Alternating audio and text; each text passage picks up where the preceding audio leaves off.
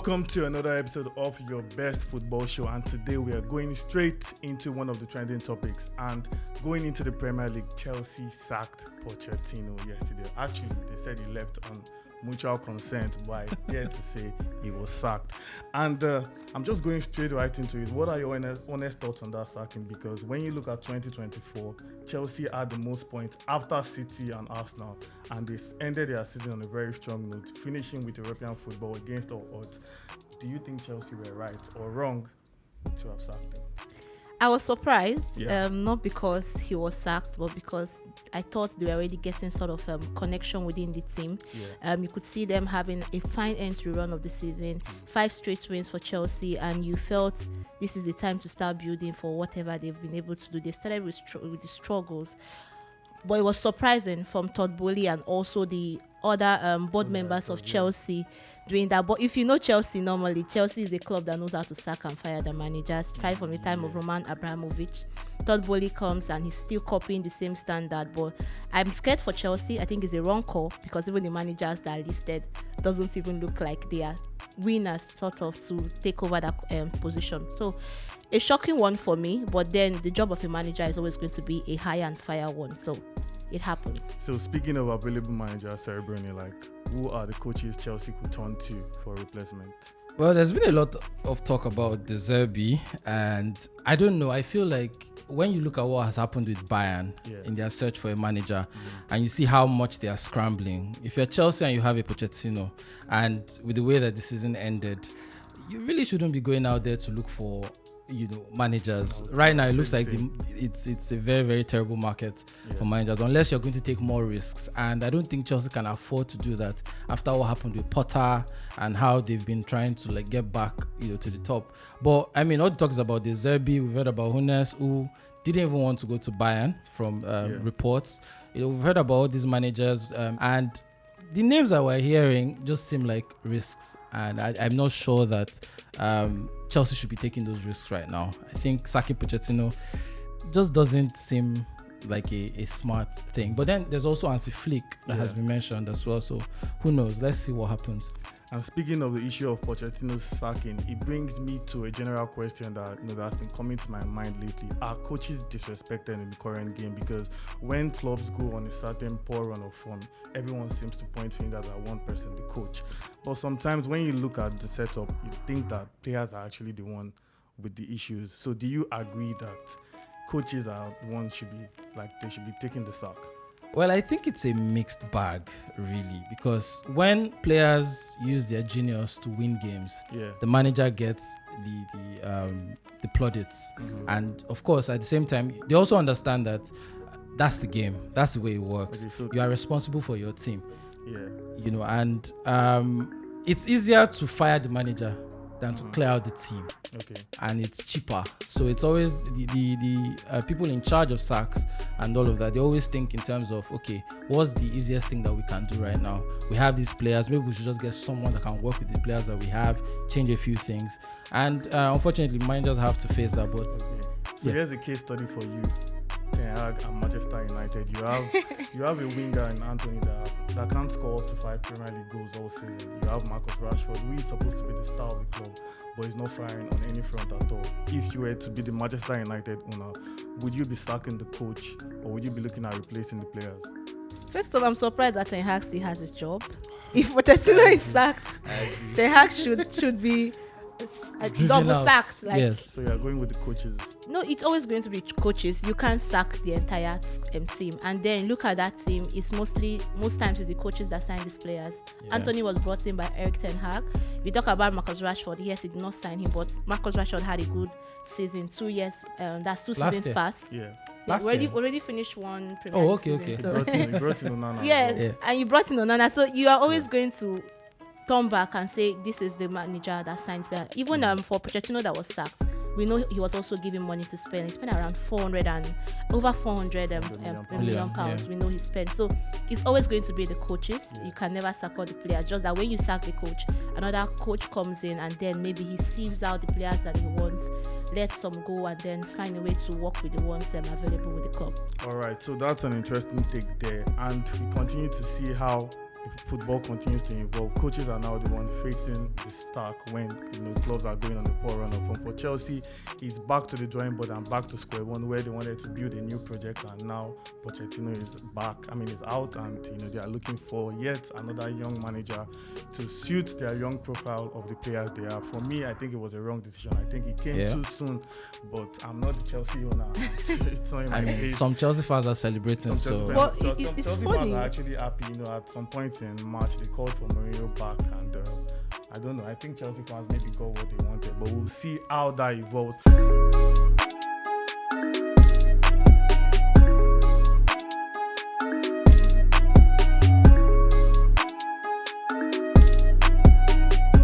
He saw, and he conquered, and this is no one else than Toni Kroos. This guy has announced his retirement, and he will go down as one of the best footballers to have graced the game.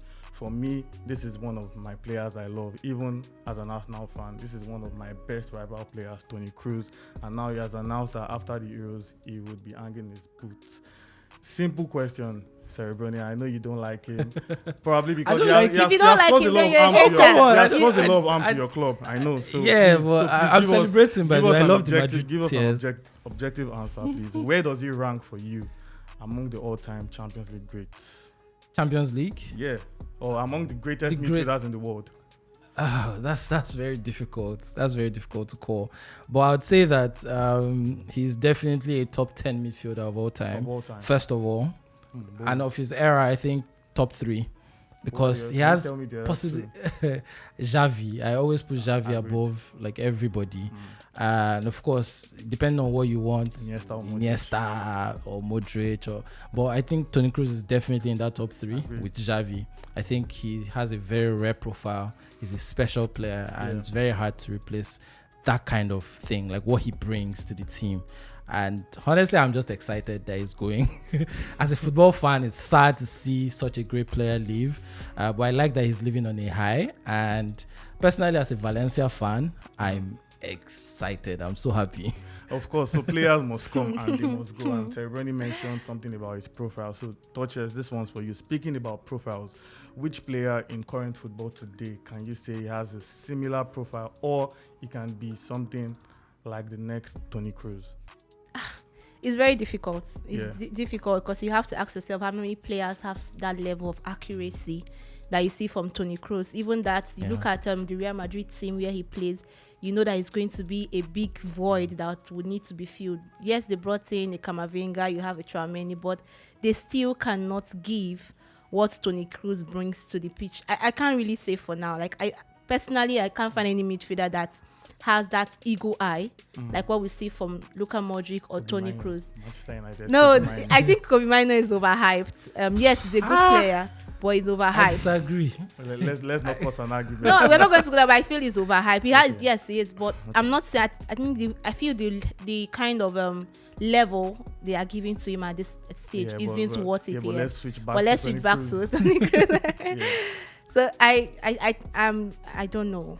Definitely, I would have said if you're still when we have the young KDB, I would have said that's one player you want to look at now. But I just want to say I don't know any no player currently can match that. Anyone comes up for you? Hugo Guillamon of Valencia, but we do not know how to use him. Okay, thanks. Like he has a bit of Toni Kroos about him. It's just that players like that. I mean, even Kroos faced it at some point. It looks like he's not trying hard. He's not running enough. He's not doing so much, but he's making a lot of things happen, and you're seeing it. Another person I'll mention is Dani Parejo, but he's 34. Exactly. So. Because they're already aging, so we can't they're already aging. I think the players that are similar to Kroos are players in his own generation. A few players in his own generation that have some similarities. It's very hard to have that kind of player. We don't have any young player at that level now that can see what he sees when he's on the pitch of play. And that's how great Toni Kroos is, that we can't even find a player we can easily liken to him. And for a player who is already great, he could be adding more to his greatness if Real Madrid win the Champions League and he gets to win his 5th Champions League crown. 5 champions. 6. That would be 6. Yeah, he won what at Bayern. Arsenal. Okay. That hurts, right? Well, someday it'll happen for you. Maybe so Toni Kroos could even win his 6th Champions League crown, and that shows how much of an influential player he has been over the years. It's sort of like Sergio Busquets. Like, you can't really see what he's doing, but when you take him out of that team, you notice his absence immediately. And there you go. A great is leaving the game, but more great players would come over the years, and we just have to be here and watch as they unfold. And that's all we have on today's episode. Toni Kroos retires from the game. And Manchester United fans, I want you to please attack her for calling Kobe Mainoo overhyped. I didn't say that, she did. And also tell us, I'm not taking it back. And also tell us in the comments if there's any player today that can actually be compared to Toni Kroos.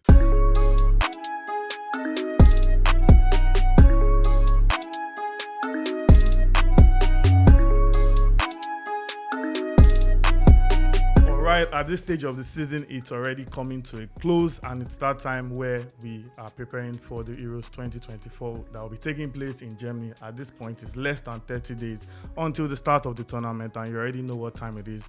Countries are, announcing their squads and whatnot. And one country everyone always look forward to is England, the Three Lions. They would always go into any tournament as one of the favorites and the top dogs to win.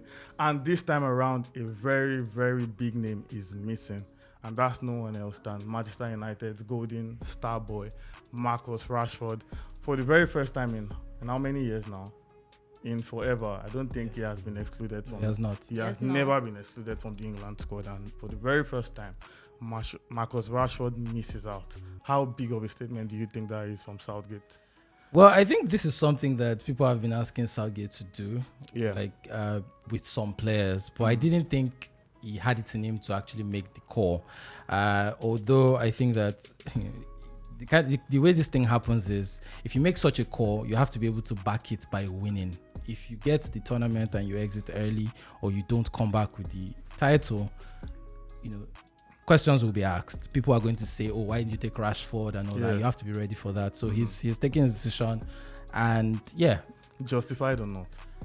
Well, I do not think it's justified, because a lot of people think that picking national team squads is about who is in form. If you do that with a national team squad that you cannot really get to train every day, then you're going to have players who have no chemistry, and you're going to miss out on certain things. Coaches look for certain things when they are picking squads. They look for unique profiles, and that's why some players always go, even when they're not informed. They also always have a core of players that have always performed for the national team. Those are the players that you always call regardless of form. If Iniesta is not in form, you call him regardless. If Saka is not in form, you have to call him, because he has always delivered for the national team, and you know what he brings, and he forms that core. Rashford is one of them. In that England squad, after Kane's 62 goals, the next person is Rashford with 17. Saka has 11. After that, the next person is Maguire with 7 goals. How do you go to a tournament and exclude the guy who has 17 goals for the national team? A guy who scored 3 goals at the last World Cup. It's a ridiculous decision. Even if he's out of form, you can always use him, his profile, and the fact that he's someone that you can always rely on as a big player for the team. I think it's a terrible decision. So do you agree with that? I don't agree. I trust whatever Gareth Southgate has done for that list.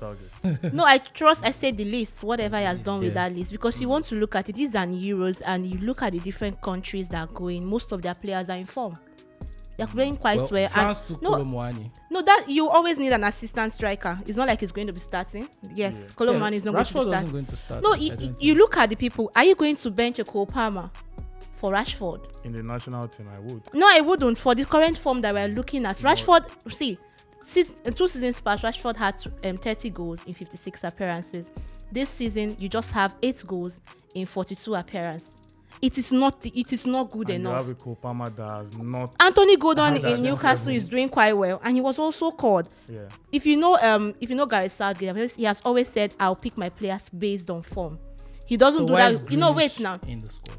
He doesn't do that most times based on when you have to talk about Harry Maguire, we know that you always call him, because we know that even in the defense they are really shaky. It's not too strong. But if you look at for the plethora of talents that are in form for the national team, you have every reason, 1,000 reasons to drop a Marcus Rashford. He doesn't even look it. He doesn't have the confidence. And going into the competition, you need confident players that are ready to give everything out on the pitch for their national team. So I stick with that. I think he made the right call. So Cerebrone agrees. she doesn't agree, and I have my own opinion as well, but we are just going to see how that turns out for Gareth Southgate and the Three Lions. Marcus Rashford being left out is indeed a very big statement, and the only way he can justify that decision is by going all out to win the Euros, or at least go very far in the tournament. And we'll be keeping an eye on that one to see how England perform in the upcoming tournament. All right, that's all we have for today, guys. It's been an action-packed episode. We talked about Pochettino, we talked about Toni Kroos, and now Marcus Rashford being left out of the England squad. A lot is going on in the football world, and there will be more to talk about in the coming weeks.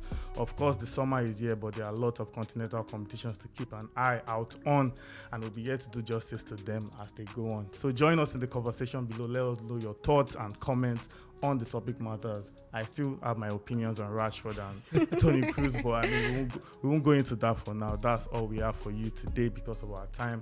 Until we come your way next time on this football episode, stay cool.